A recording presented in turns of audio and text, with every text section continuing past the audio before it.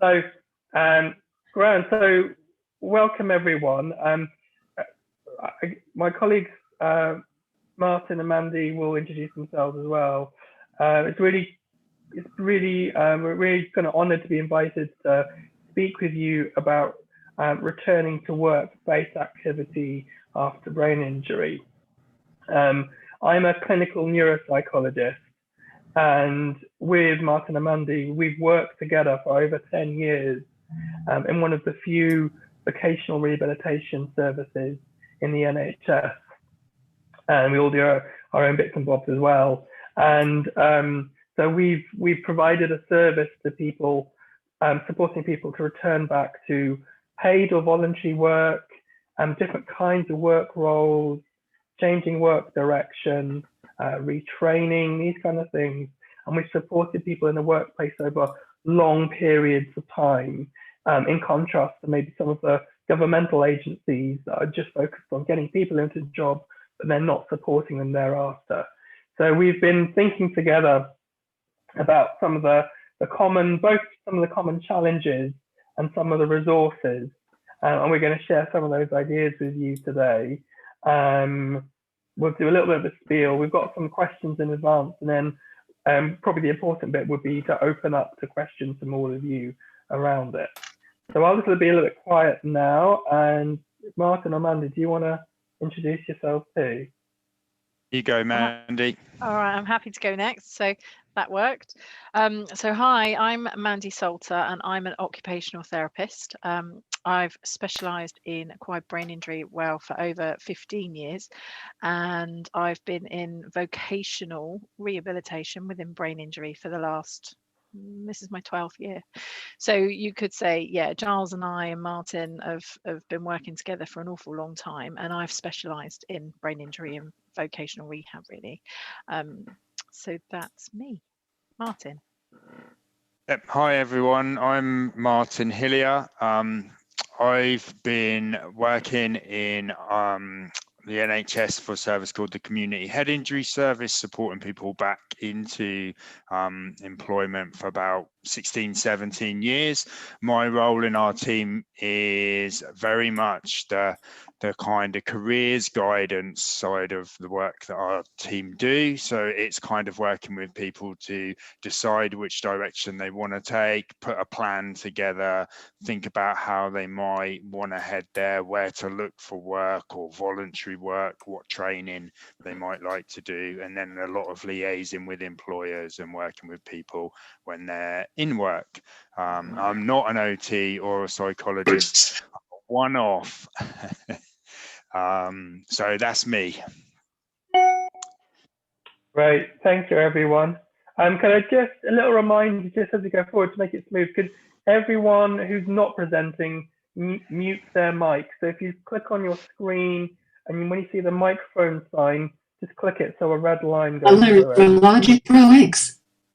The previously selected. So there's, yeah, if everyone could just, if Nikki Weber, if you could mute your mic, that would be great. Thank you. So just click on the microphone sign and then I think she's a little there, line. Giles. You good? Brilliant. Yeah, all right. So what we thought we'd do in this hour is just start off with, last year we wrote a little article together that we put out in a few different places, and that was, I think, taking stock of some of both the challenges and the myths that we encountered that would kind of make an already difficult and challenging process of returning to work even harder. So I thought we'd talk a bit about that, and that article should be available to you as part of attending this, and also an excellent resource that Martin and colleagues have created as a set of prompt sheets on supporting adjustments in the workplace around different issues should also be available to you. We'll make reference to that and we can call that up on the screen as part of our presentation. Then we've got some questions that you guys have provided in advance. Thank you so much for that. And we'll go through that.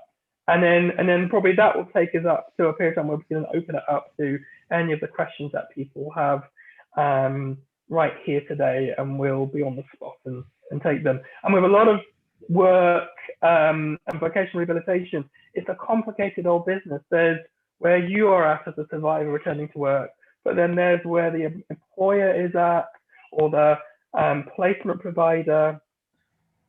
There's also where the support service, if they exist at all, is at. So it's always an unknown combination of factors that might influence your own particular journey. So bear that uncertainty in mind, but with that in mind, we'll try and have a little think together about each person's needs and situations that were on the session today. So is that right for you, Mandy and Martin, if we kind of think about those kind of, just kind of overview those 5 myths and challenges just to get us warmed up and into it? Yeah. So guys, dive in all this. The first one we wrote about was this kind of fallacy that returning to work after brain injury is the same as returning to work after any other health condition. And so, for example, if someone has an injury that's affected, you know, a leg or an arm, there might be a return to work that involves building up some hours. There may be some physical adjustments in the workplace, and people think returning to work after brain injury is kind of follows the same process, whereas we have to completely wipe that assumption clean off the slate and think about what it is and what's unique to support someone on a really long road, perhaps, or a complicated road back into some work activity. I don't know if you guys wanted to add to that point. I think that's something that a lot of employers are not that understanding of. I think that they will often think, oh, well, we'll help someone who's had a brain injury back to work just the same as we've helped someone who's had a broken leg. So there's quite a bit of work around educating employers in and around that. And I think in my experience, it's not, you know, the employers are always on board with doing and supporting, but they're unsure of what they don't know. So if they haven't ever experienced this before, then there's a apprehension or a hesitation that can be scary for some employers sometimes. So actually, just a little bit of reassurance that, you know, this is okay. We need to have a plan, and actually, if you can support them in addition to the client, then that's the best process. Yeah. Okay. And what's interesting is, what I think is really interesting from last year onwards is that there probably has been a broader shared experience for employees and employers beyond brain injury around fatigue. So people with long COVID, which are greater than people, are maybe bringing the issue of dealing with fatigue and the pace of return to work, and bringing that to light for employers and employees in a way that have people only with neurological conditions or chronic fatigue syndrome have experienced, and employers have failed to understand. I think the whole COVID thing is a bit of a leveler in many ways to bring awareness of the invisible challenges such as fatigue or pain or difficulties with concentration and cognitive difficulties as well.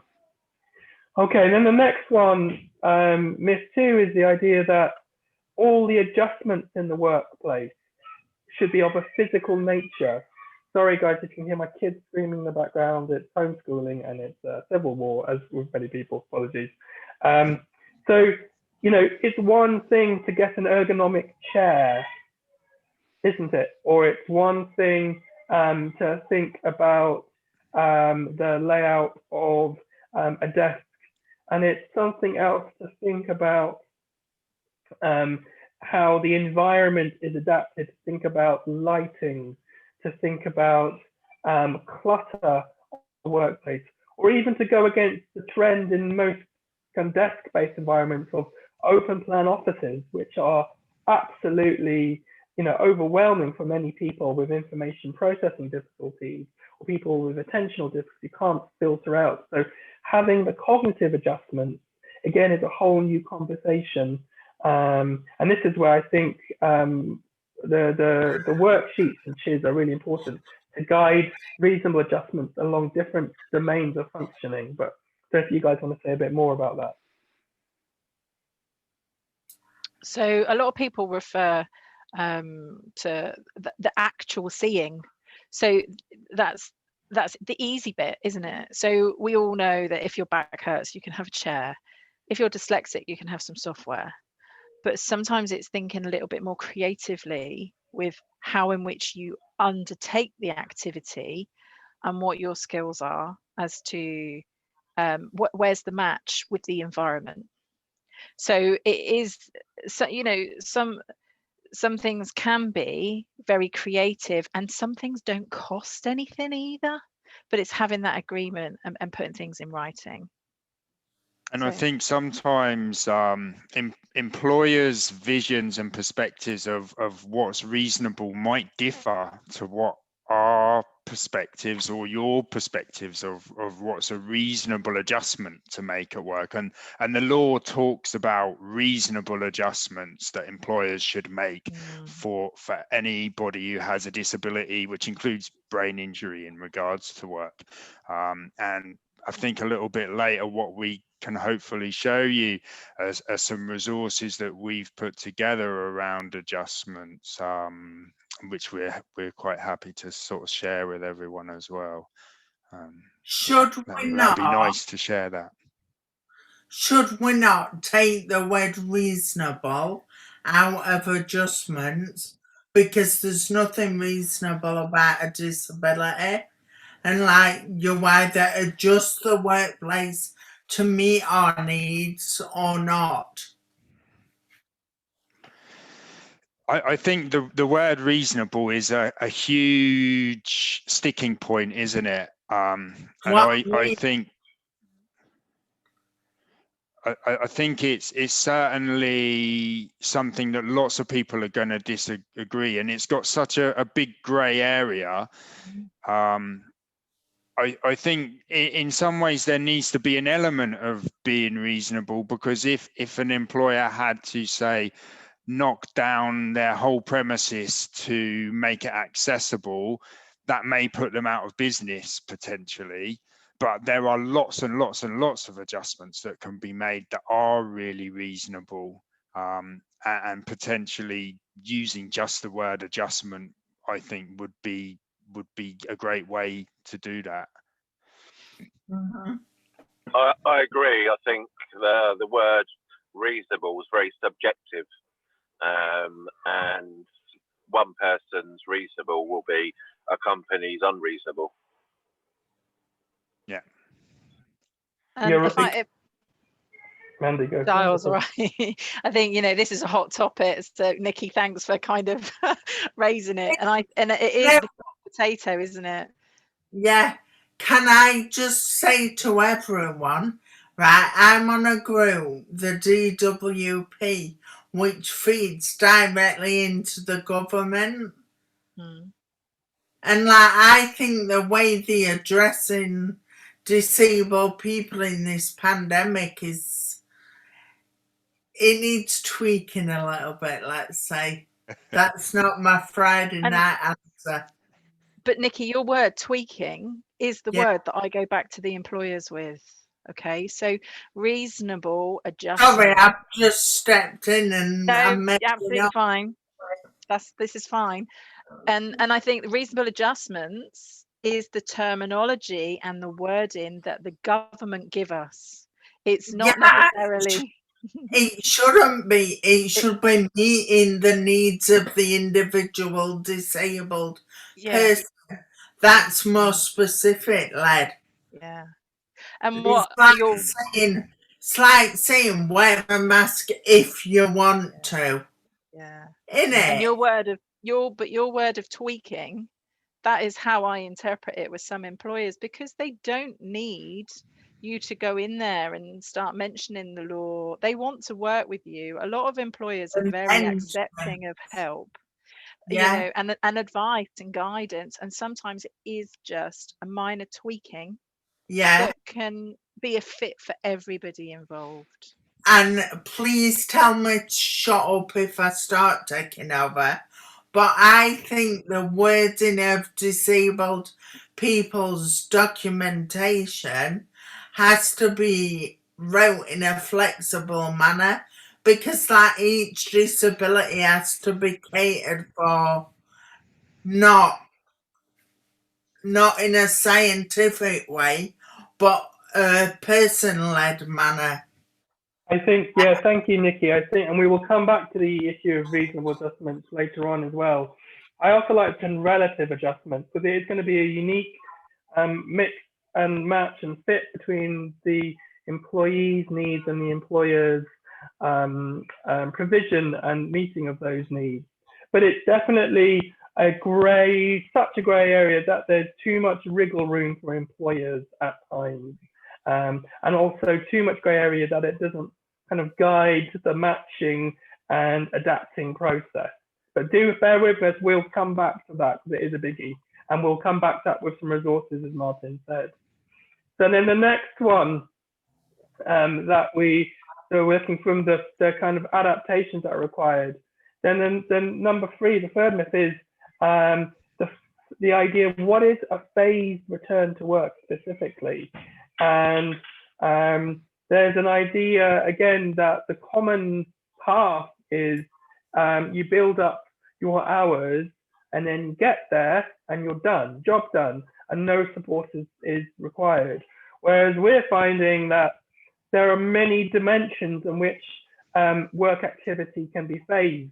Yes, it could be the hours at the workplace, but it could be the type of task, it could be the background environmental conditions. So for example, Mandy and Martin and I have supported someone to do a really challenging work as long as they did it at 6 o'clock in the morning before their colleagues arrived at 9.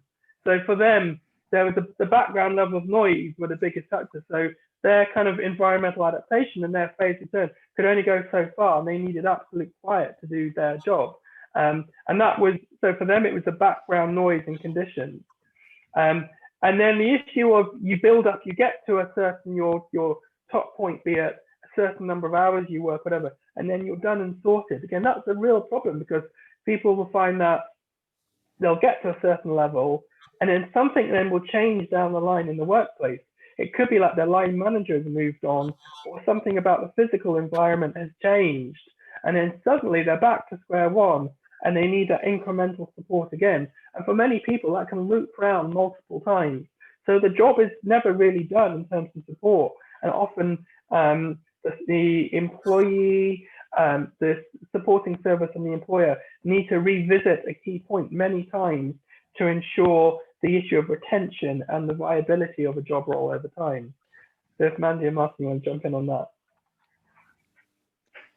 And for me, I think you can begin to phase into work even before you go back to work, can't you? By exploring something like voluntary work before you go back to your role, if you've got the time, because that can help you to build up your stamina, your confidence and stuff like that. So a phase return can be even broader than just when you start actually going back to a job that's been held for you.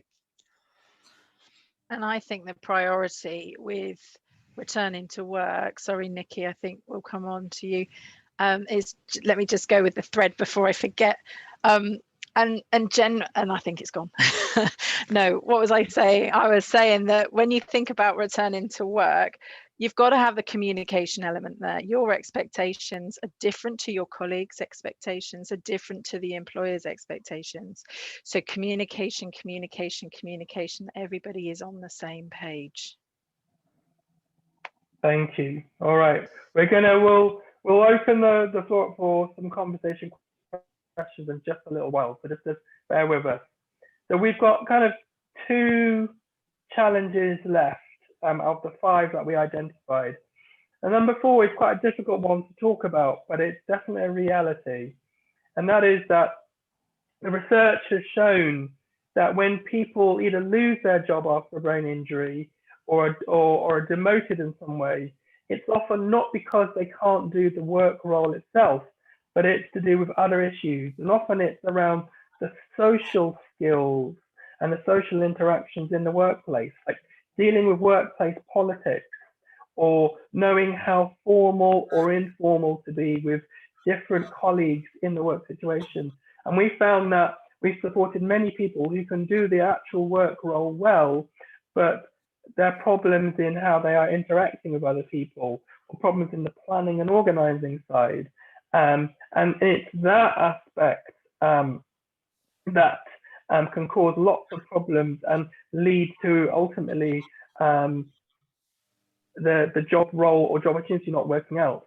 And that's really complicated. It might be that someone is saying or doing something that might make someone uncomfortable, or someone might be doing something for good reason. For example, they might, because dealing with noise and conversation from other people is really overwhelming, that in their work breaks, they take themselves away to be quiet or go in their car or something like that. And that can cause offense to other people who don't understand why they're doing that. People, well, that person's a bit off, aren't they? Of course, now in remote working, it's a completely different context for that. But pre-COVID, that was a big repeating issue for many people. So they're dealing with other people, dealing with colleagues, dealing with customers, dealing with managers. That side can often be a more important role than doing the job itself. And I think, and I know Giles and I have definitely worked with some people who this would be relevant to, that the subtle social difficulties that people have at work are something that employers find really difficult to give feedback on. And we've asked employers on quite a few occasions, can you give us some feedback as to why this hasn't worked out for this person? And they very much seem to try and avoid touching on social difficulties, or when people aren't getting on with other people, or they may have offended someone. And it's quite a difficult thing to really nail an employer down on that one. And I think I'd just come in and say that every environment is unique. So what is acceptable in one environment might not be acceptable in another environment. So a building yard has different unwritten rules and how you behave and respond to a solicitor's office. And sometimes reading between the lines and having those understanding of the ethics and the politics that aren't written down anywhere, that just exist because these are places of work, can be difficult to identify. And sometimes that's more of the challenge within a return to work than doing the job. And these are really important points, aren't they? And it's also the language of workplaces and careers and job competencies is different to a language in the NHS in hospitals or a language at home. Whereas as clinicians, we might talk about someone developing social skills again, or developing ability to recognize the feedback of others, or developing an ability to empathize or put the brakes on. These are skills maybe to try and either hone back or find ways to get around. In the workplace, there's not that language. A workplace is about your attitude, or your personality, or things like that. And it's a wholly different conversation to think about that. Your character's changed is another one. Yes, character, yeah. We're just seeing that I've got Sue Williams, you got your hand up. Did you want to say something, Sue?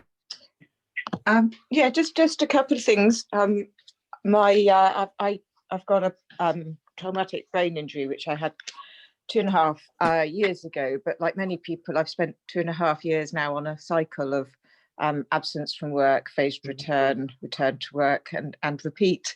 I have quite a senior role as a scientific researcher in a government body, but one of the things that I found quite complicated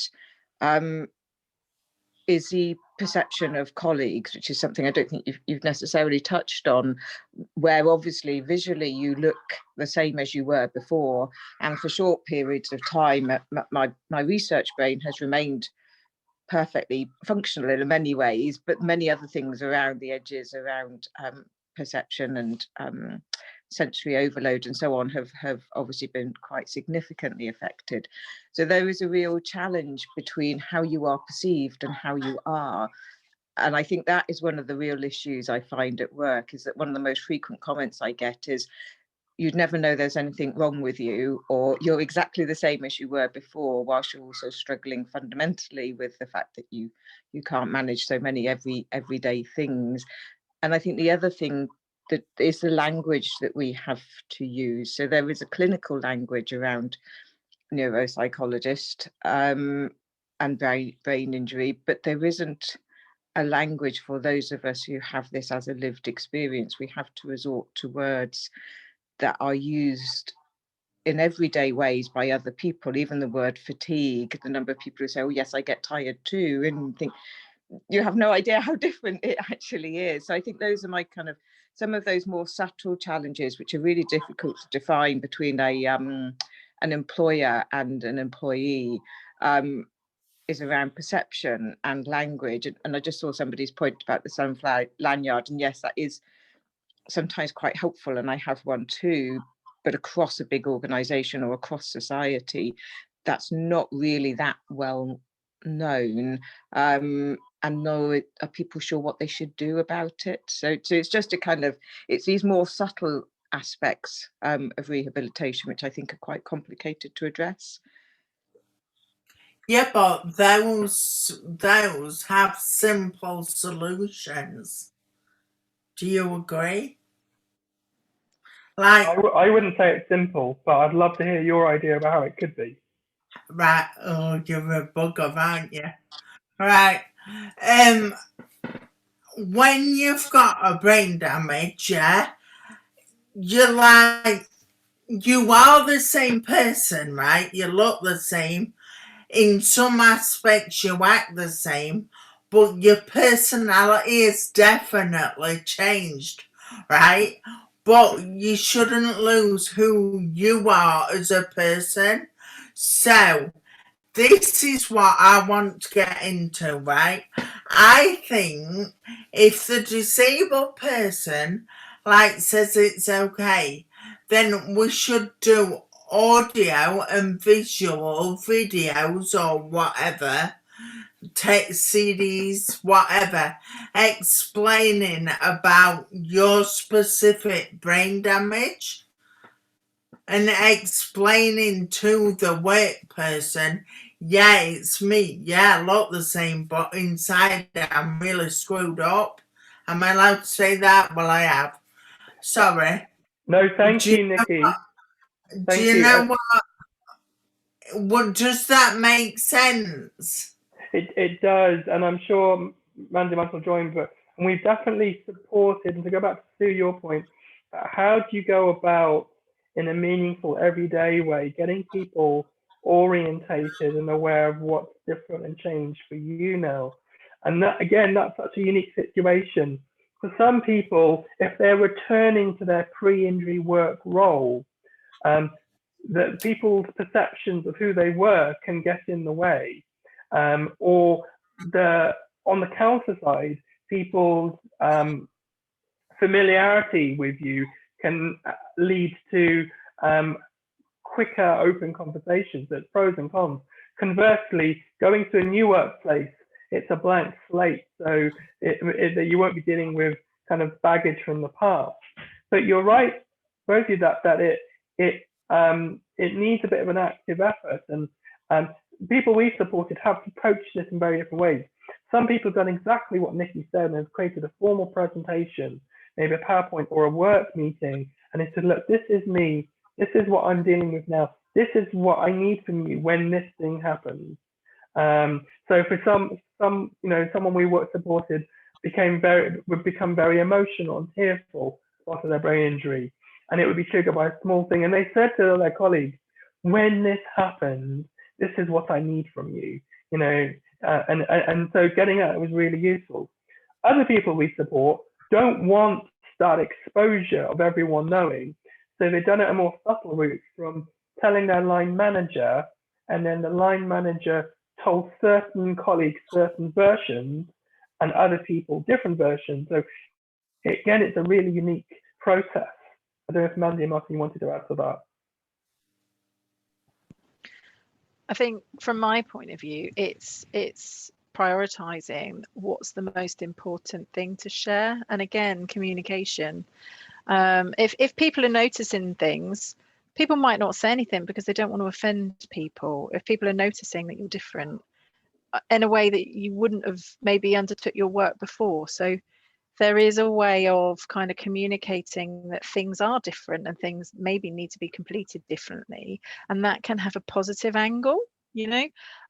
So I think, you know, we'll talk a little bit more about the whole reasonable adjustments, but if you are talking about your memory and maybe your memory is slightly inconsistent to what it was before and colleagues are noticing that, you know, it's about thinking about those strategies that make you more productive at work and sharing that with colleagues, because that does make you different to the way in which you complete a task at work. And, you know, society has different people in it. We all make up this population. So what's going to work for one person isn't going to work for the next person. And sometimes, you know, if you're in an open plan office and you have got those headphones in, because you're trying to sustain your attention on the task in hand, which is on your PC in front of you, but other people see it's rude. You're being rude. You're not actually engaging in the light-hearted conversation and banter that's going on in the office. You know, so there is that kind of, how do you bring everybody together, that everybody's on the same page, but you are your own person, and you don't want to focus on all these adjustments or tweaking, and you do it a little bit differently, but everybody's unique, the jobs are unique, and that needs to be communicated. A lot of my work involves supporting people to find a new job, and I have lots and lots of discussions with people about, well, how do you tell an employer, when do you tell an employer in that process of finding a new role? And it's a very individual thing, but the kind of core messages that I discuss with the clients, and similarly to things that Mandy and Giles have mentioned, is kind of, you know, pick those core things that you need the employer to know about. Don't give them a list of 15 different things if half of those things aren't relevant. So I tend to say to my clients, tell them about the 3 or 4 key things that they need to know about, and then try and turn what could be perceived as a negative into a positive. So it's thinking about what you might find difficult and how you can kind of tell the employer about it. So maybe like, I've got difficulties with my memory, but if I use a notepad, I can use that to help. If you email me tasks that I have to do, if you write things down, I have problems with fatigue. If you let me split my lunch break from 1 hour into 4 smaller breaks through the day, that will really help me. So it's trying to turn what an employer might see as negative and try to turn it slightly more positively and give the employer what they need to make it work, kind of thing. It's not always easy. No. Sue mentioned language. So, you know, our terminology as clinicians and people who have worked in neuro for an awful long time, we pick up jargon, unfortunately. But you have your own language as the expert in this, in your life, in your living condition. And the employer is going to want to know that language. They're not going to want to know our language. So the simplest you can make it, and like Martin said, you know, always have an answer to a difficulty that you might present with them, because they might not know how to fix it, but they will be wanting to work with you the majority of the time to resolve the issue. Is that useful, Sue, as a response? It is. I think the only other thing I'd possibly add a little bit, it's looking at your work contacts as a series of circles, I guess, with yourself at the centre. So you have your closer work contacts, and I've been very fortunate with my colleagues at work who've been very supportive. But my job also involves quite an outward facing role. I have to go to, say, a lot of external conferences or research meetings with colleagues from anywhere around the UK, and you obviously don't want to be being open to the world and its neighbour necessarily. And one of the challenges I found comes back to what you mentioned earlier around the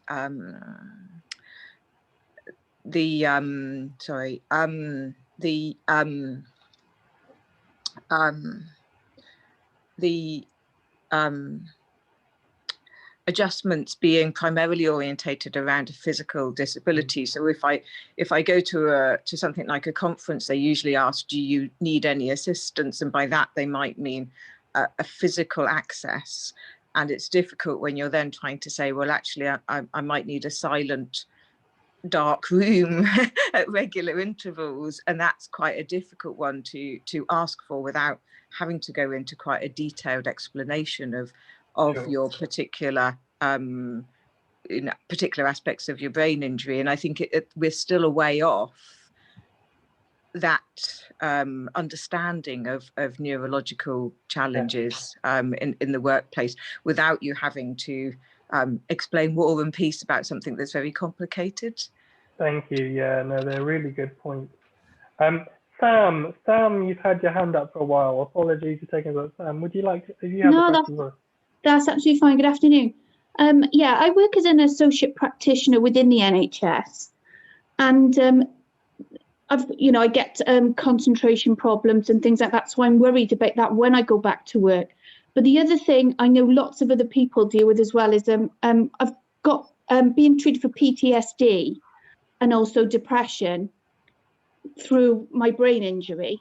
And the problem I find is that when I go back to work, is that it'll be the difficulty. And, my manager, is saying that it'll be very supportive and things, but I'm very sensory, and with the depression, the PTSD, obviously my mood can change from hour to hour, sometimes 5 minutes to 5 minutes. And that I find very difficult. And I understand that other people find that very difficult. So it's just having managers, seniors, the people around you, being aware of the other things that are also going on, because you're not just dealing with the fatigue and the physical aspects, but also the mental that comes with brain injury as well. Yeah, that's a really good point. Thank you. And my role as a clinical neuropsychologist is often to support people around the mental health needs after brain injury in the workplace. And indeed, that can be the key factor that shapes the phased return to work. It might be a phased return of managing the environmental stimulation, the social contact with colleagues, and indeed, to go back to Mandy's point, if you're kind of opening up and leading a conversation on what you need, it's saying that for me, the priority is not the physical side so much as feeling, emotionally safe when things get too much and overwhelming for me, and kind of maybe where possible agreeing a plan with colleagues that, these moments might happen and I might just need to get some downtime, and it's nothing personal, but that becomes a bit of a kind of, it must feel really daunting before you go back in when it's just yourself. But once you start that journey, and if it's at the right pace, it's getting people on board and sculpting that process together in collaboration. And it's really, really tricky, but one stage at a time and not rushing things seems important. Yeah, I think it's timing. Yeah, timing. I think. Yeah, because I think it's really important for people to understand the other things that do come with brain injury, because I find the PTSD is quite disabling. Yeah. And it can be quite frightening, but it's educating managers, people around you to try and to it's difficult explaining how you feel at that time and how people can help. So it's just having managers understanding that they say, oh yeah, we know, we understand depression and things, but there's so many different aspects. It can be a revolving circle sometimes. Can I say that, Sam, only this week, Martin and I have had a conversation about approaching access to work to manage some of the symptoms of PTSD. So we've got a chap at the moment who is working. It's a new employment place, but they want to support him in every way. And something has come up that actually he's struggling to get home in the later evenings because of the PTSD. So, we have had a conversation this week about, do we think we can maybe get access to work in to get him taxis so he's not walking in the dark, So I know that's a really kind of simple. Sorry, do you want to just explain what access to work is, just in case someone doesn't know yet? So, Access to Work is a government-led initiative which enables people to have some support to return to or embark on new employment. So you have to have a contract that can be self-employment, but what we'll do, it's such a broad topic. What I'll do is we'll put some links in for Fion to send out for other people to look at after this. But Access to Work can look at reasonable adjustments physically. So say you have now have epilepsy and you can't drive, they can look at funding taxis, 80% of taxis to and from the workplace. You have to work a quota of a certain amount of hours. We have looked at getting Access to Work in place with people who are claiming employment support allowance, as long as you work the certain hours. So there's a very small margin for hours on that, but it's complicated. But there can be a way, and we'll put the link in for that. Thank so you. Again, it's looking at looking at maybe you're seeing the symptoms and looking creatively on what are the resolutions for this, how do we minimize the impact on your employment, and how can we work together to try and maximize your productivity at work whilst managing some of the residual difficulties of your brain injury. Yeah, like I say, it's just understanding that it is a hidden injury, and there are lots of so many different mental aspects that branch off from it. So I understand it's difficult for employers, but also you sort of don't want to go to them going, I want this, I want that, because that's not possible. But it's just trying for them to be as understanding as possible, because unfortunately, because I'm very much lab based, I need to take myself totally out of the workplace. I can't have a drink where I work or anything. I've got to take myself totally out. So I just don't want them to go, oh well, she can't fulfill her work role anymore, that's the end of that. So I'm not sure if you said whether it was the NHS that you worked for or not, Sam. Yeah, but it is, yeah. a lot of big employers, NHS, councils, places like that, have things like staff networks for people who have disabilities, which are kind of forums for members of staff to get together, share experiences, support each other, and kind of come together with a stronger voice to kind of make a difference within organizations. And you've also got things like occupational health, and a lot of big organizations and smaller ones can sign up to something called Disability Confident, which is a Department of Work and Pensions thing that employers can sign up to say, hey, we're trying to make a difference for staff who have disabilities. I know maybe joining a kind of pan disability support group doesn't give you brain injury specific support and voices necessarily, but what it does do, it can give you an opportunity to get together with people in a similar position. Lovely, thank you.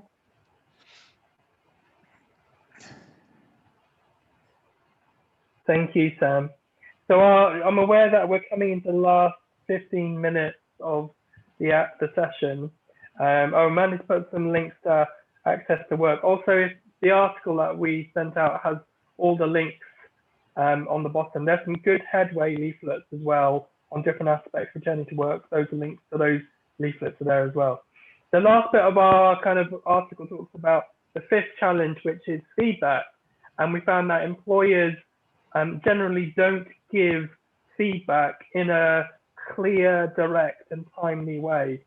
So it's already been mentioned, Mandy already mentioned that there may be an issue that's going on. It might be a social issue or some aspects of the work, and it needs to be put on the radar for everyone, and employers can be a bit reticent to put that on, and then things develop more than they need to and get to the point where it's too late and the work role can fail. But if it was brought up earlier, it's better for everyone. Or it's really tough and exposing to have kind of feedback conversations about things that aren't going as intended. But getting that on there allows things to be done about it. So that was the final one, really. I'm aware we have some questions that we've been sent in advance, we probably do need to cover some of those. So I'll read them out, and Mandy and Martin, do you want to respond to them? So let me just pull them up.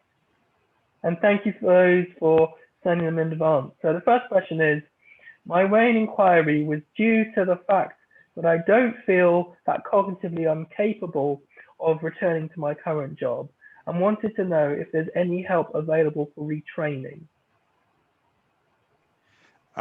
So there are some places where you can do courses for free, but then they're not necessarily going to give you a kind of professional qualification, but they may open up the door for further exploration. So places like the Open University and a website called Future Learn and edX all offer short free courses. Google also provide a digital marketing course for free.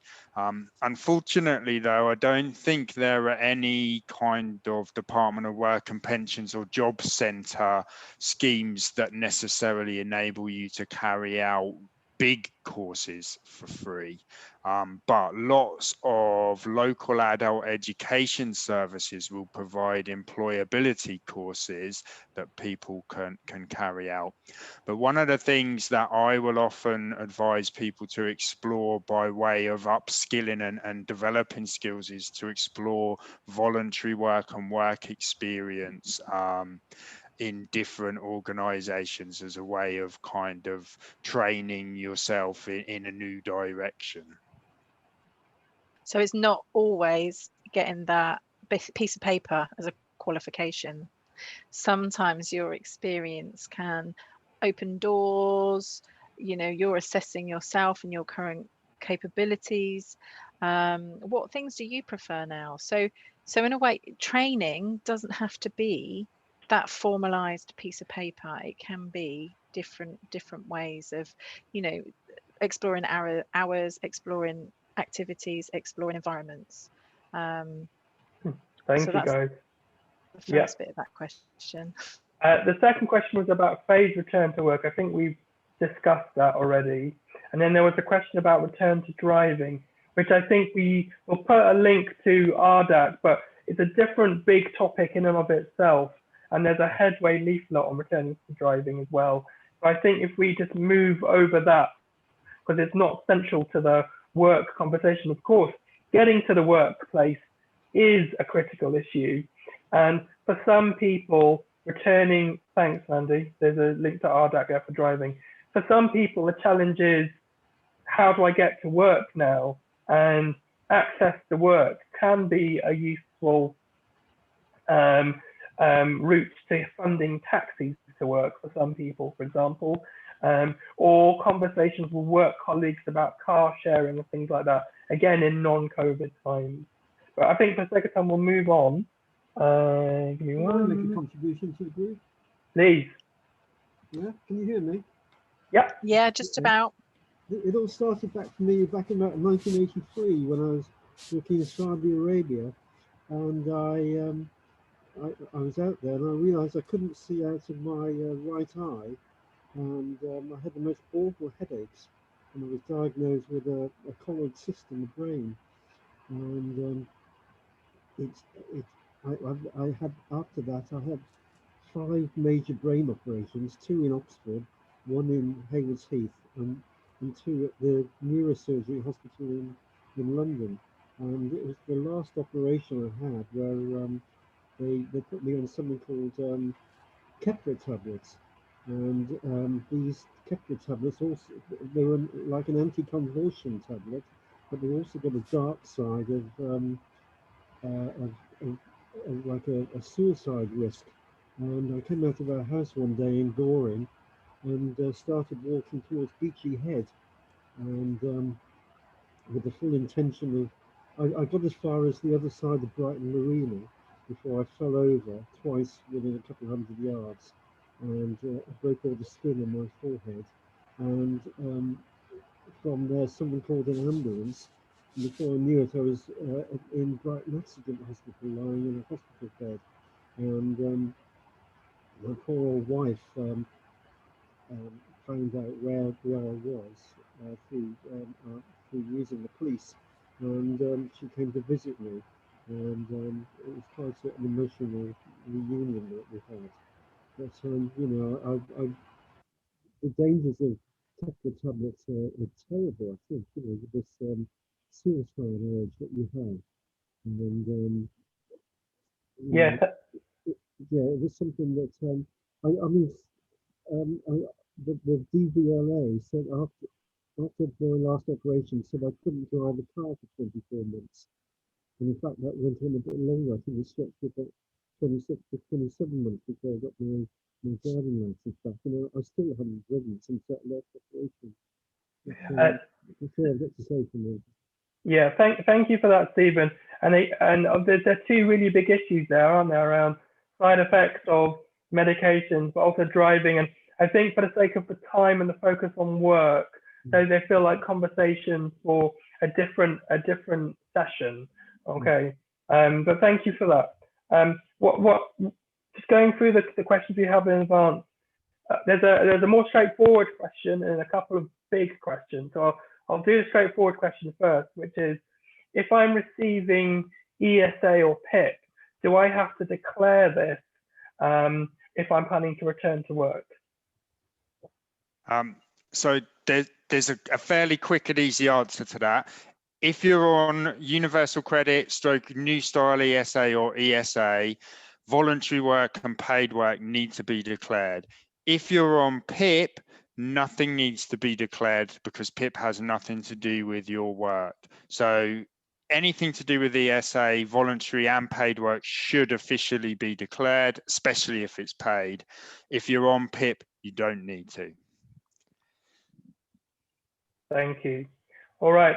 Then there's some bigger questions that we had, which I'll describe it as a theme because there was quite a lot to the question. And that is, if after my brain injury, I've had some feedback from services that my strengths and weaknesses now are completely different to what they were before, how do I begin that process of seeking new directions for work, seeking, you know, how do I start all over again?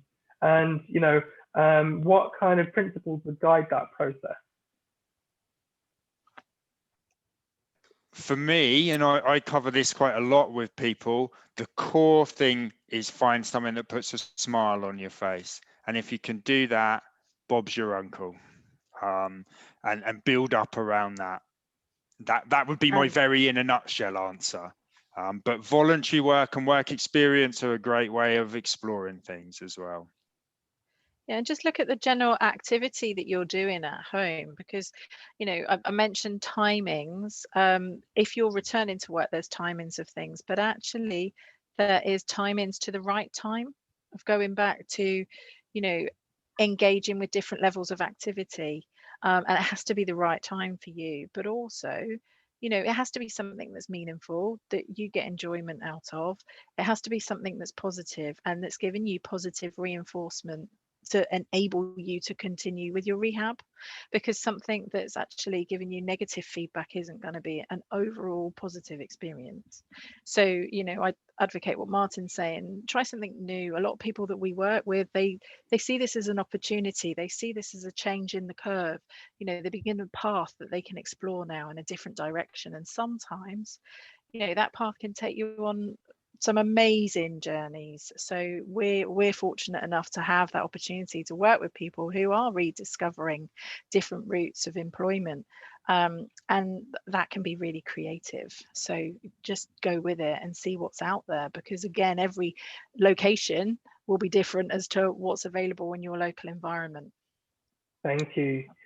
I would add to that as well that you know, the change in work opportunities may lead to much broader change in your identity, in your life, your quality of relationships. You know, many people in certain sectors say it's all about results and meeting those results, and actually it's a very threatening work environment. And as long as I can produce the goods, I'm fine. But now I don't think I can. But actually, I don't like being threatened all the time when I go to work, and a lack of support and a lack of empathy. And so people taking very different routes might be about having different relationships with colleagues. And this goes back to the point about the hidden nature of disability. There is prejudice out there.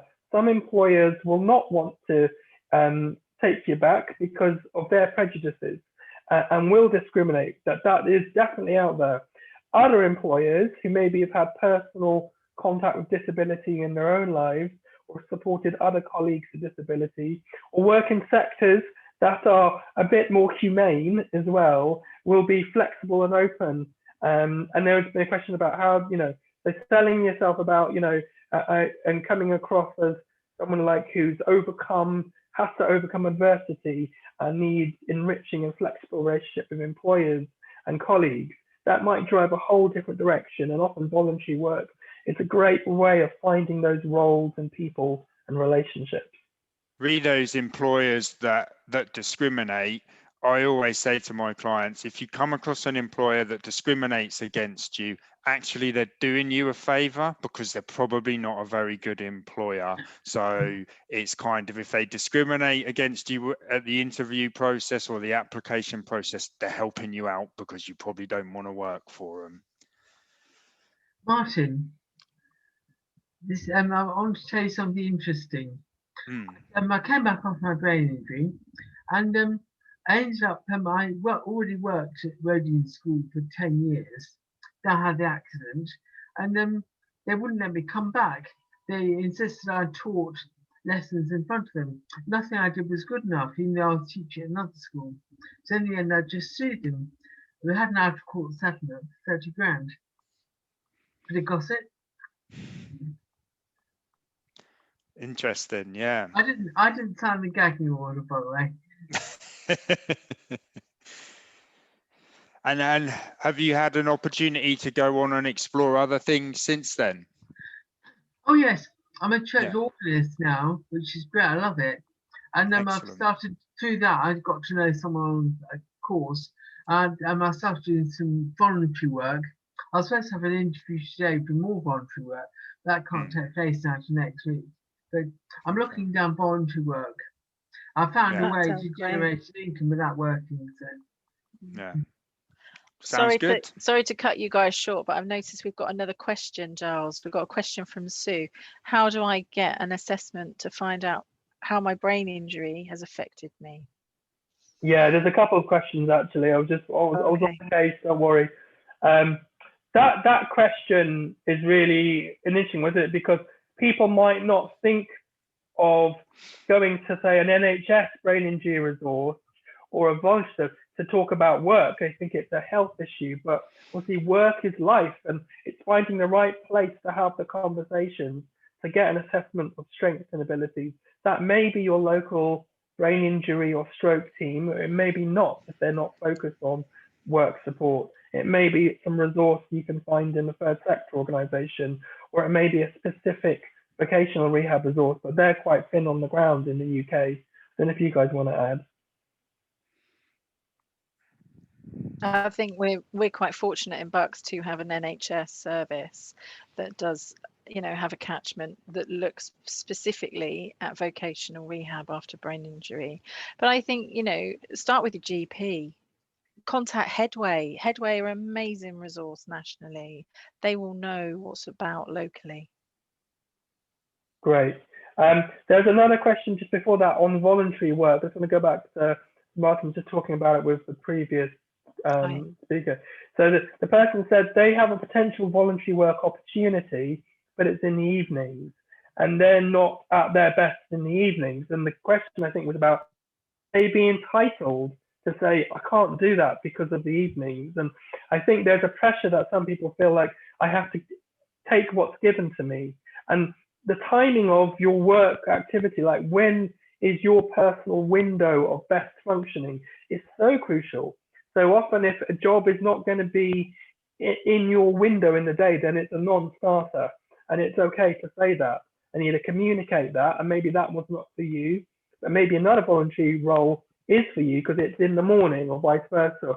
Or maybe the person, having realized that, because it goes back to what we said before, the employer may not realize that the time of the day has such a big impact. So it's opening up that conversation. And voluntary work definitely needs to be a win-win situation. It needs to work for you and it needs to work for them. You're giving up your time for free, so you know it needs to work for you. Thank you. So the last question that we had in advance was, I'm worried about letting everyone down, and I'm confronted with my difficulties of my brain injury. I'm anticipating returning to work, but I don't want to let my employer down. I don't want to let my colleagues down. And that kind of fear of letting people down is stopping people take that first step. What would you guys say to that?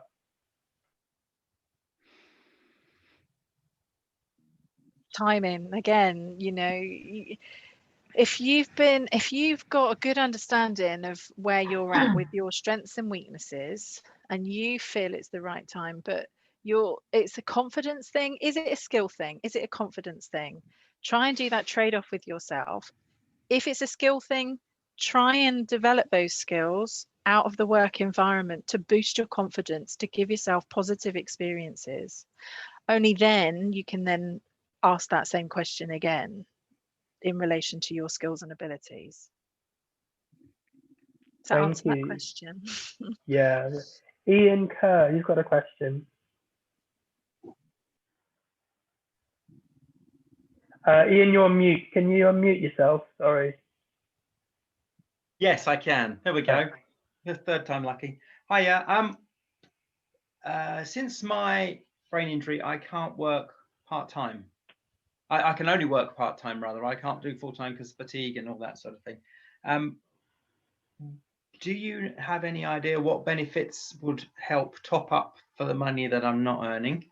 And if it's PIP, how do you get across to the PIP people on their stupid form that actually you can do everything on their form, but only for a certain amount of the day? There's another part of the day where you can't do any of it.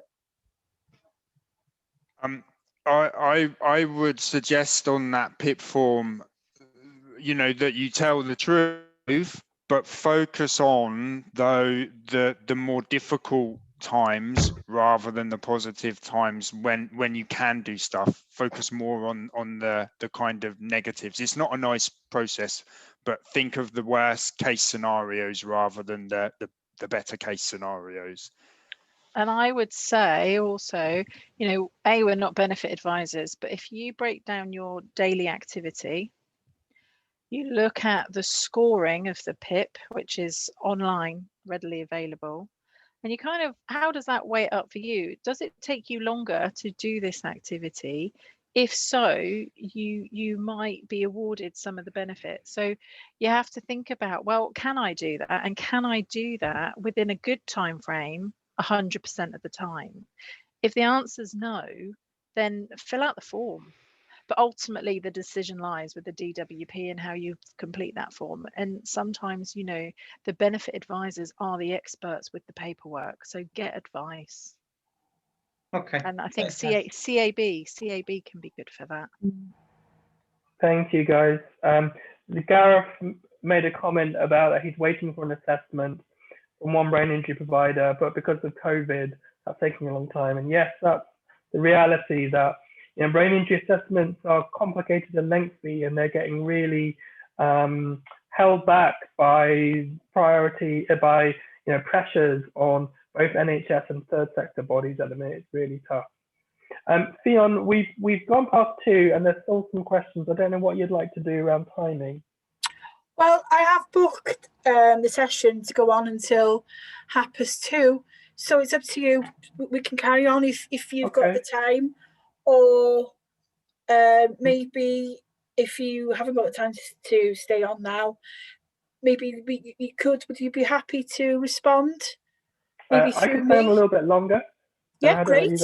I can stay a little bit longer. Thank you. I think Sue, Martin. Sorry, Martin. No, I can stay on a bit longer. Yeah, that's fine. That's great. Thank you. We've got a question from Sue Williams again. Sue. Oh, trying to find my unmute button. it was really about something that affects all of us, but makes this discussion around the impacts of brain injury and employment more complicated, and that's COVID-19. It's, I think, a couple of things which have proven to be hard. It's quite difficult to explore new opportunities and new possibilities given the restrictions that we've got. And as that goes on for longer, it's actually proving to be disruptive to a process of rehabilitation.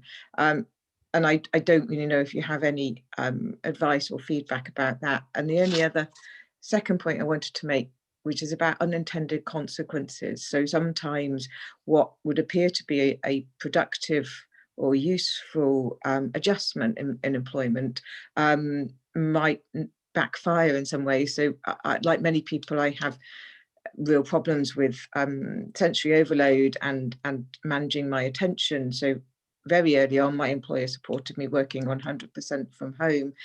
I know we're all used to doing that now, but when you first start doing that, social isolation and exclusion from the workplace was really quite crippling psychologically.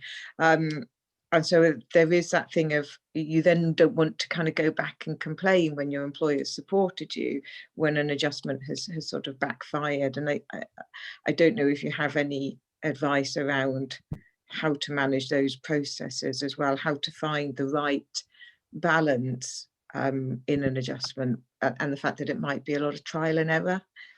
Yeah, thank you. That could there's the logistical aspect of that and the emotional aspect, and as a psychologist in real, I can talk about the last one. That you're right, trial and error is the key word for the process. It's not linear and it's not perfect, and actually when we set goals as a team, we do it in 3-month chunks often, and we often see how we get on in one period of time to set more realistic or more nuanced goals the next time. It's a cumulative process, but then emotionally people say, well, okay, I've asked for this and I have it, but it's not worked out the way I intend. Now it feels like I don't feel able or cheeky to say that. And I think there's an unhidden fear that you get a credit of goodwill from people, and that gets exhausted even over time, or even if you have to say something that feels like it contradicts what was said before.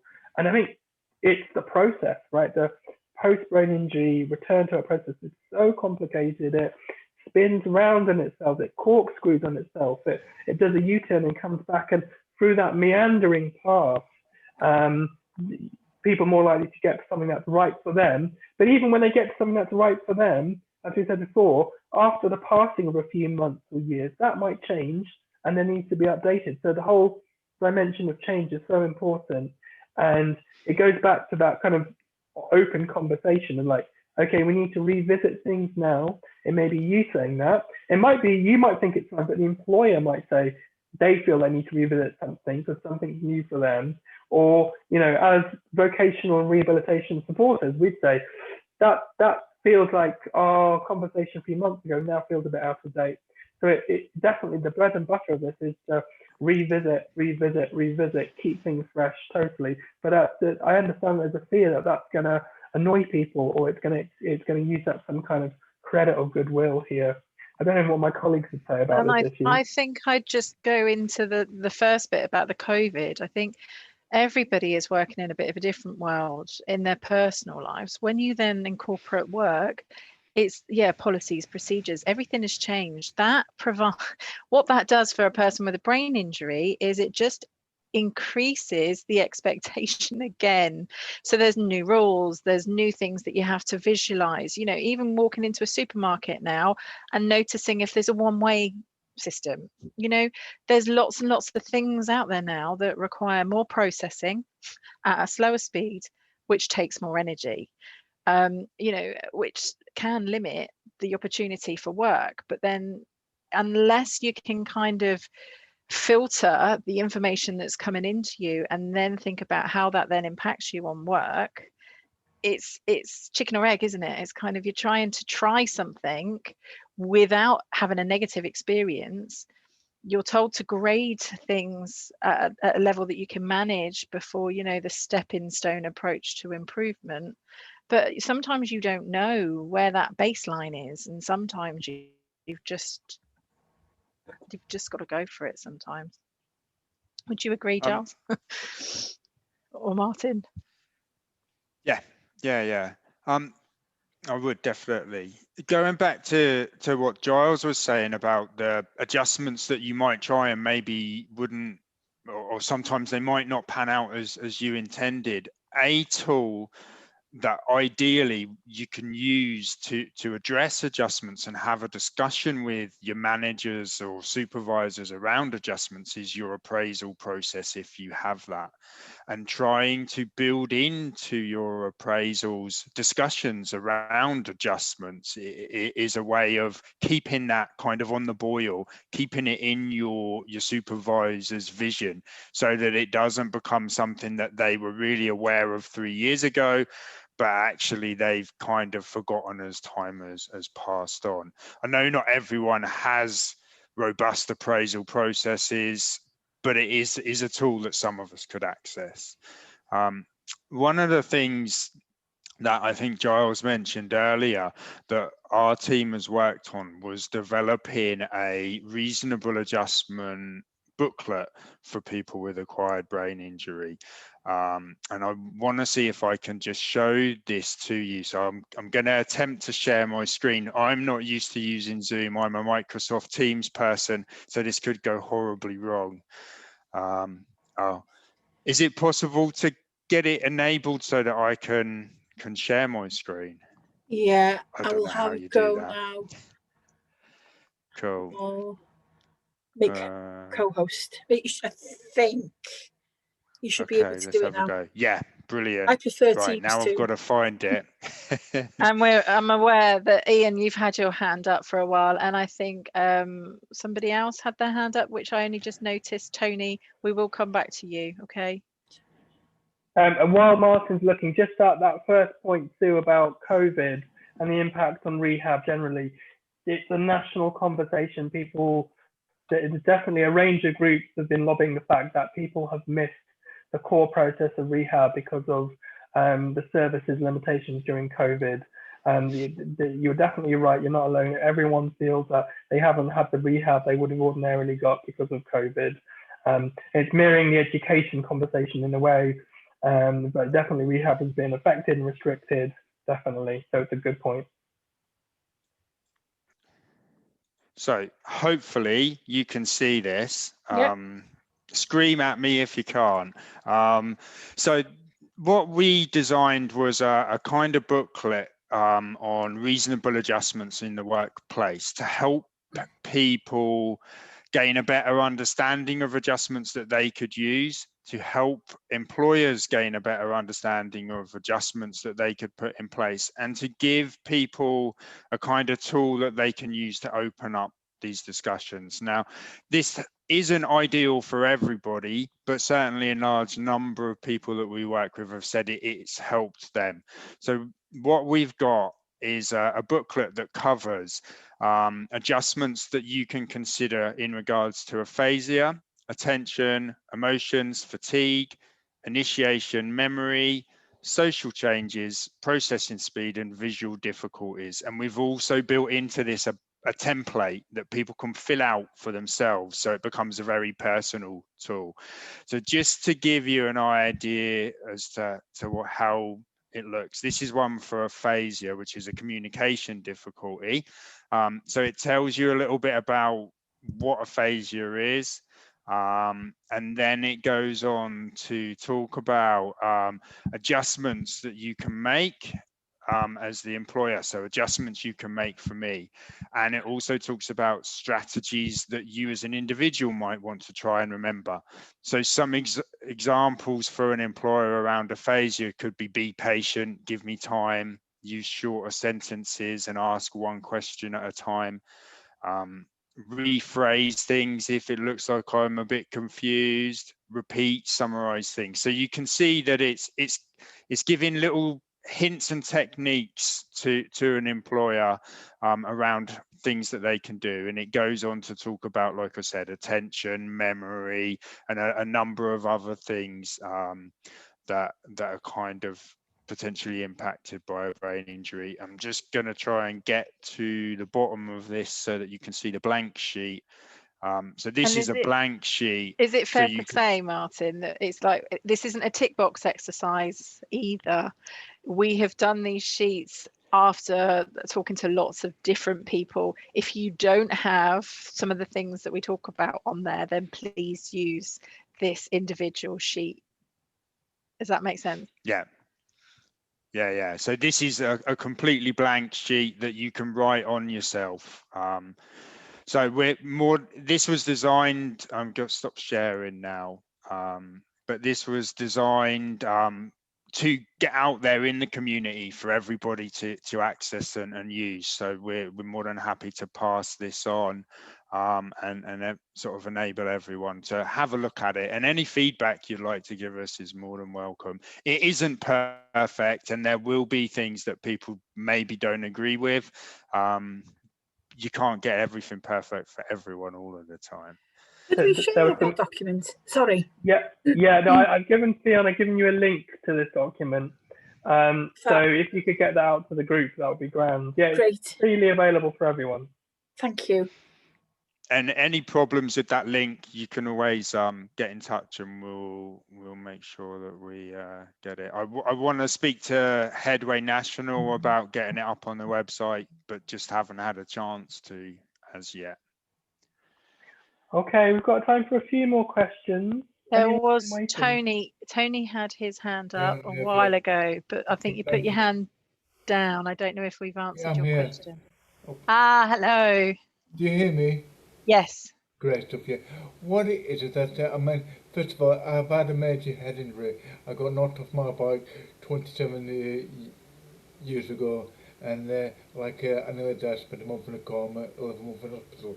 But the thing is, regarding employment, first of all, I did a decent job before my accident. I worked for the Department of Social Security in the war pensions. I was like junior management level, and also I worked part-time as a college lecturer.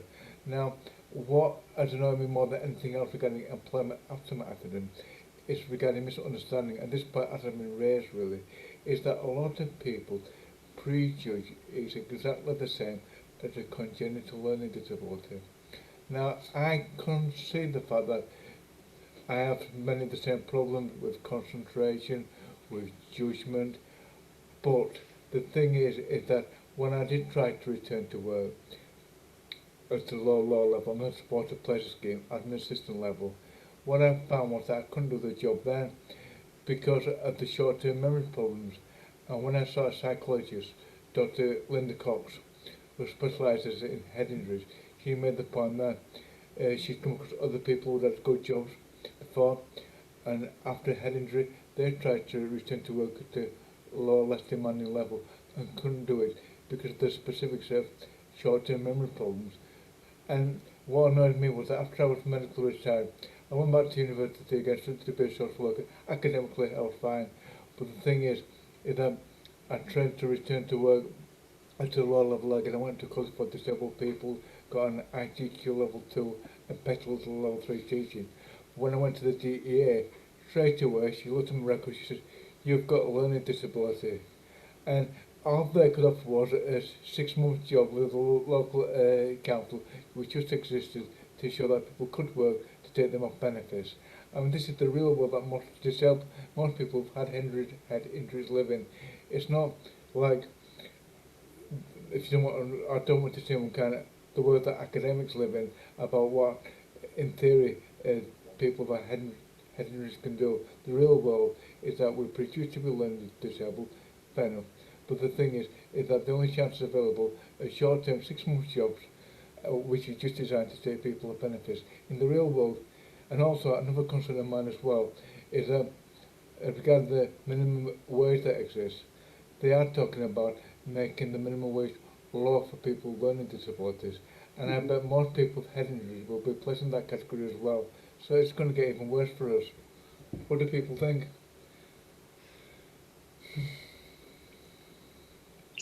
There's some really interesting points. Yeah. Sorry. I think in regards to you talking about those 6 months opportunities that shift people off for benefits and things like that, I guess where our service is based is a little bit of a postcode lottery, and the people who live locally to us in Buckinghamshire and the surrounding area are lucky because they can access our service. So I've worked here for a good number of years, and we have supported an awful lot of people into long-term sustainable paid employment, whether that's full or part-time. And it does happen. There are opportunities for people out there. I think we've had this month 5 people start different forms of paid work, which is a real positive considering the current climate. So I guess I see how frustrating what you're describing can be, but there are employers out there who are willing to give people opportunities, and not just give them opportunities to shuffle them around on the kind of benefit process, as it were. And I think when you say about the categories of disability, you only have to look at bus pass applications to know that you've got a physical box, a learning disability box, a mental health box, and that's your boxes. You don't fit into a box. So a brain injury can, present differently to all of the boxes that people expect you to fit into. So as frustrating as it is, I don't have an answer today for that, but I think you've still got a unique skill set, no matter who you are, what you do. Find that unique skill set, find something you enjoy, chase that, as opposed to anybody who wants to be discriminatory, anybody that wants to stick you in a box, anybody that, isn't going to provide you with positive reinforcement.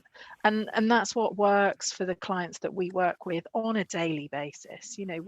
We are fortunate to work for the NHS. We are continuing to see some people face to face and remotely. We're continuing to do groups. We are getting people back into employment.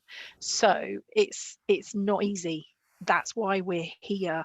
You go to the job centre and they don't necessarily have a background about who you are, what illnesses you have, medication, side effects. They don't have that information, and we try to educate disabled employment advisors to then be able to work with the advisors in the job centre.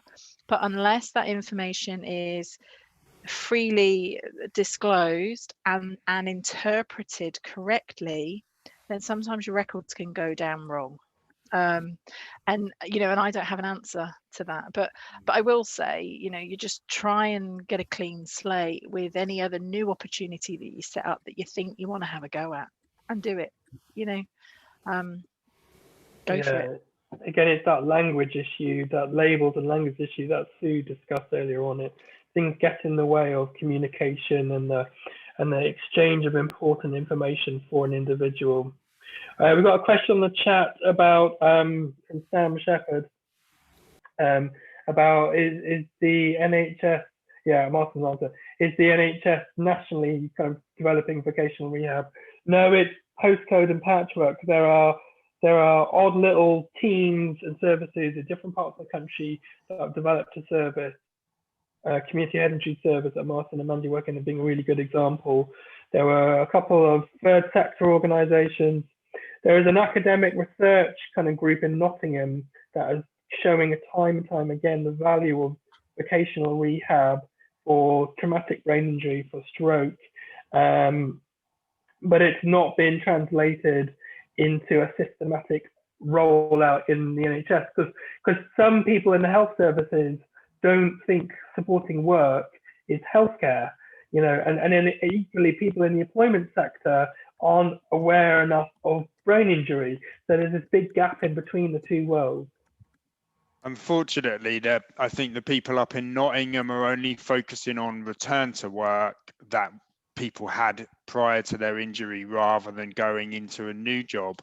What I would say around NHS developing a national kind of VOC rehab setup is I really think that COVID has given us or the NHS the tools to explore this more through remote working and getting people together on discussions like this. 5 or 6 years ago, this never would have happened. I can work with people who are an hour away from me without even leaving my office, and that could be a real big game changer. And interestingly, over the last 5 years in mental health services, there's been a national rollout of a vocational rehab equivalent, which is called IPS. And if brain injury can kind of find a way to unlock the doors like the IPS rollout managed to, there could be possibilities going forwards. I think it would be fantastic if there was some kind of national rollout or national. And in our day job, I'm getting feedback here. Sorry. Is anybody else getting that? I hope not. So Martin and I, 3-4 years in the making, have tried to pilot a pre-vocational course. Now, we've piloted the course in 3 different headways, 2 being local to us and the other one being up north. Now, it's a 6-week course that looks at returning to work after brain injury. And Martin and I have developed it kind of in our spare 5-minute NHS time to try and deliver the training to people who don't have access to our services. Now, we kind of got the material ready. We piloted it 3 times. It is going through a process of, I'm trying to get the material published to get accreditation for the stuff that we did. Now, what COVID has done to that has maybe enabled us to be able to use the train the trainer model and try and get this course out there for other clinicians to deliver. Now, that's thinking big.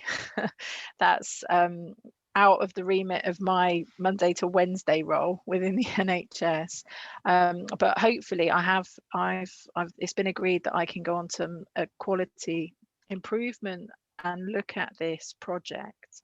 So I'm hoping that what we do in Bucks with the technology can somehow touch other people's lives in different areas of the country, and that's been my kind of trying to champion that throughout. We are a specialist service, and we never close the door. People can email us. We can't help you individually, but we might be able to signpost you. So that and people do view us as an opportunity to ask questions, and we work with London Borough NHS services up and down the country. We've got networks of OTs, psychologists, disabled employment advisors. So generally people come to us for a little bit of advice, and that's why when Giles offered for us to do this Zoom chat, we will take that opportunity, because this is such an important thing, and it falls between the gap. But I'll stop. Something else we're looking to develop is a sort of shareable job search toolkit, which covers the process from looking at your skills all the way through to your first day at work. So that's something else that we're looking to develop and share. I'm conscious that Ali's had her hand up for a bit, so I don't know if we've got time. Last question of the session from Ali.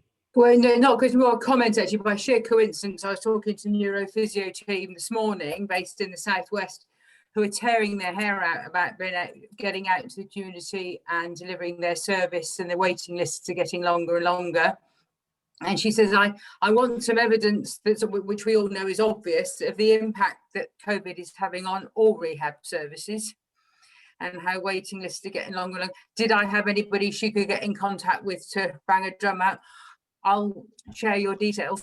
That's what I think. Tell her to look on the UCABIS website, the UK Acquired Brain Injury Forum. Yeah, we'll do. Okay. There's a whole conversation going on about the national scene there. Oh, brilliant. I'll let her know. Brilliant. Thanks very much, John. If you want to share, I don't know if you've got my contact details, but I'm happy for my email to be shared around.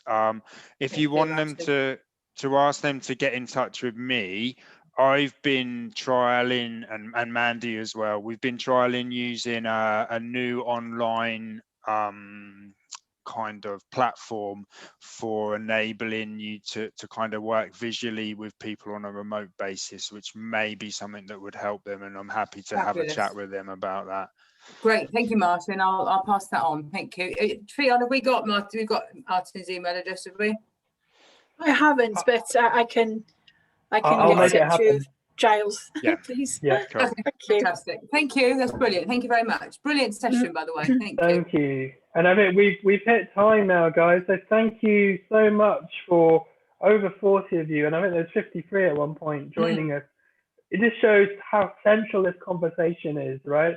And we are, you know, we're not, again, this is not about necessarily just returning to a paid role. It's about voluntary work. It's, as Martin said, it's about returning to a role that makes you happy and feels like, you know, an answer to that question. So what do you do then? It's that central, meaningful role in life. So through the links you passed on to Fiona, there are some links to further resources as well as the ones that Martin and Mandy mentioned. So there should be some follow-up things for you guys to check out. But thank you again for your time. Thank you. Yeah, thanks everyone. It's been a pleasure. Thank you. Take Thank care. you, guys. Cheerio. Thank you. Bye. Thank you so much for giving us your time and to talk to us today. It's really beneficial. So thank you very much. Brilliant. Thank you very much. Thank you. Thank you. Bye, everybody. Bye. Bye. Bye.